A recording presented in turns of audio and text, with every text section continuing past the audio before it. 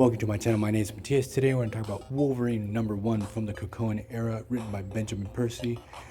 Incredible art by Viktor Bogdanovic. I probably butchered that last name there, but without further ado, let's get into this really interesting story that got me interested in a group of characters that I really don't like within the context of the Marvel Universe, but here, Percy sold me on the concept.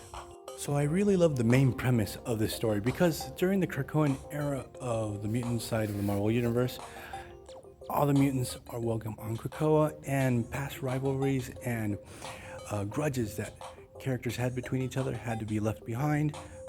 And we get to see this in action, for example, in New Mutants issues 10 and 11, where they have to work with Wildside, who was part of the Mutant Liberation Front, who were the arch nemesis to New Mutants and X-Force back in the day, but he helped resolve the whole problem with Cosmar that I'm going to cover on this channel. That's also a really good story arc.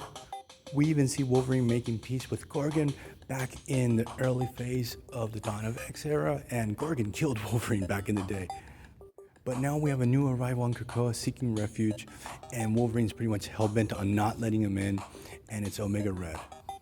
Wolverine considers him too much of a liability for all of Krakoa, but when he's about to take Omega Red down, he's stopped by Magneto, and he tells Logan that Krakoa is a refuge to any and all mutants, and he's really banged up when he crosses through the gate.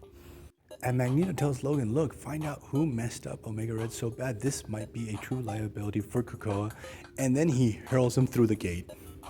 So here's where things get really interesting. So Wolverine finds himself in France, and he uncovers this whole vampire conspiracy that they were trying to lure him to France in the first place. They use Omega Red as bait because they're pretty much hell-bent on drinking his blood because they think this will allow vampires to be resistant to daylight. Normally, I don't like traditional vampires and Dracula fighting Marvel characters, but within the context of the fact that the vampires have constituted their own nation and it's a hostile nation towards Krakoa has me fascinated. So I see a lot of potential for some really interesting stories, especially with the big reveal at the end that Omega Red obviously is a spy for the vampires. He's in debt to them, and we have to see where they're going to take this.